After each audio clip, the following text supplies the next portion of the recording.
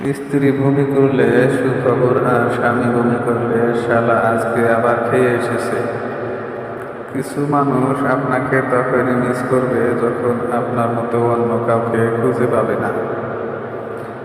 আজকাল কিছু আর ভালো লাগে না, মনে হয় সবার থেকে দূরে, খুব দূরে কোথাও হারিয়ে যায়। বিশ্বাস আর নিঃশ্বাস দুটাই অনেক দামি, যা একবার হারিয়ে গেলে আর ফিরে পাওয়া যায় না। প্রতিনিয়ত একটু একটু করে জীবন থেকে আনন্দগুলো হারিয়ে যাচ্ছে। আমার পুরো পৃথিবী লাগবে না, তুই থাকলে আমি সুখী। জীবনে কি এমন কাউকে পাবো না যার কাছে আমি হব তার পুরো পৃথিবী। প্রতিটি সম্পর্কে একজন আরেকজনের প্রতি সম্মান থাকা জরুরি। তুমি পাশে থাকলে আমি ডাল ভাত খেয়েও নিজেকে সুখী মনে করব। মানুষ ভালো সময়ে ভালোবাসে বলে, আর খারাপ সময়ে ভালো থেকেও বলে চলে যায়।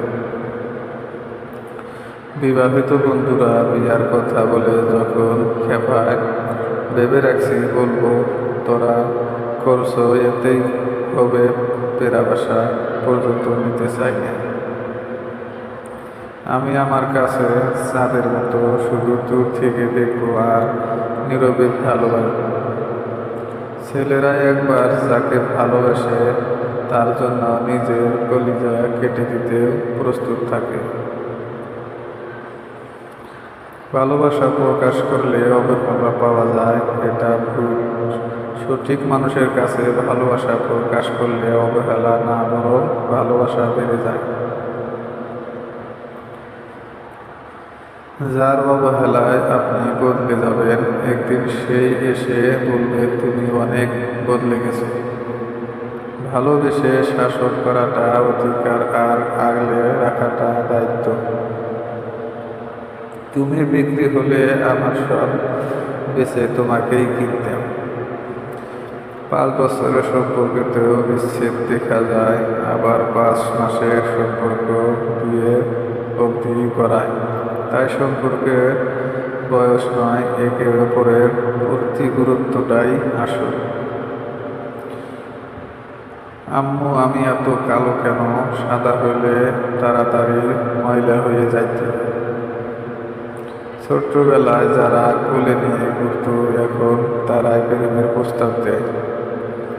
আচ্ছা, ধাক্কা লাগলে বই পড়ে যাওয়ার পর যে প্রেম হয়, ওই সব বই পাওয়া যায়। যে বয়সে আমাগো দাঁত পড়তো, সেই বয়সে এখন পোলা পাইল হৃদয় ভাঙে। যখন কেউ এসামিস করে রেখে দেয়, মন চায় জুতা খুইলে মোজা দিয়ে মারি। ব্রেকআপের পর সাদিয়া ফেবুতে দিল দুধ, কলা দিয়ে গাল সাপ পুষেছি। চোখটারা মেয়েটিও স্ট্যাটাস দেয়, এই চোখের দিকে তাকিয়েও না, প্রেম করে যাবে।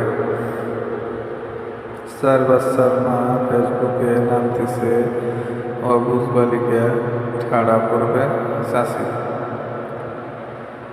এলাকার মধ্যে প্রেম করার সুবিধা হলো এই লুঙ্গি পরা অবস্থায় ও দেখা যায়।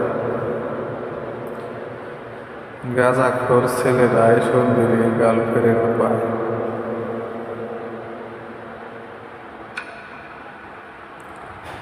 সম্পর্ক শেষ, সেটা হোক বন্ধুত্ব কিংবা ভালোবাসা। আমি অভিমান করে দেখেছি, তাতে তার কিছু যায় আসে না।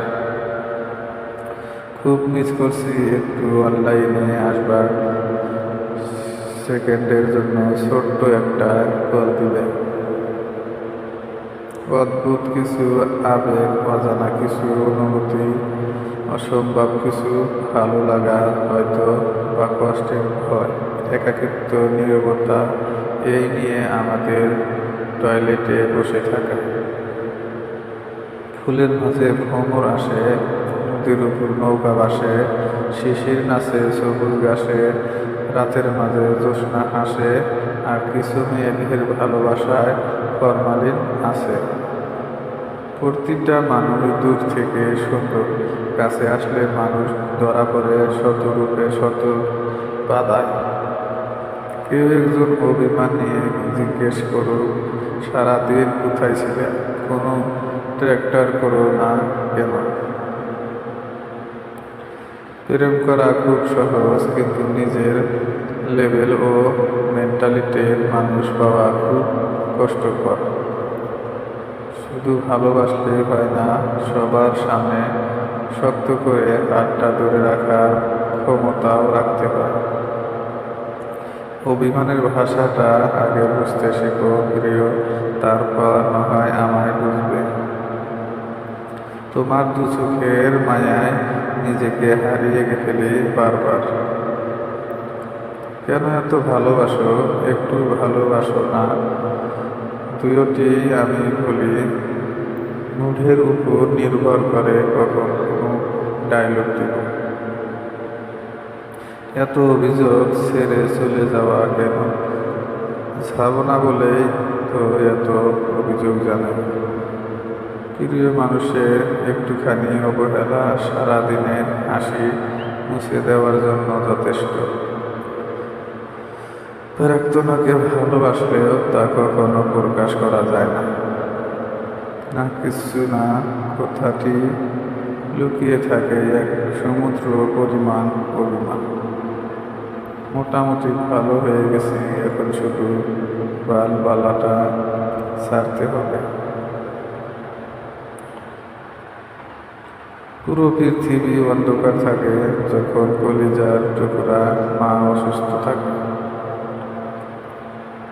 যখন কারোর সাথে প্রতিদিন কথা বলার অভ্যাস হয়ে যায়, ঝগড়া করলেও ভাল লাগে, তবু একটা দিন কথা না বললে খুব কষ্ট হয়।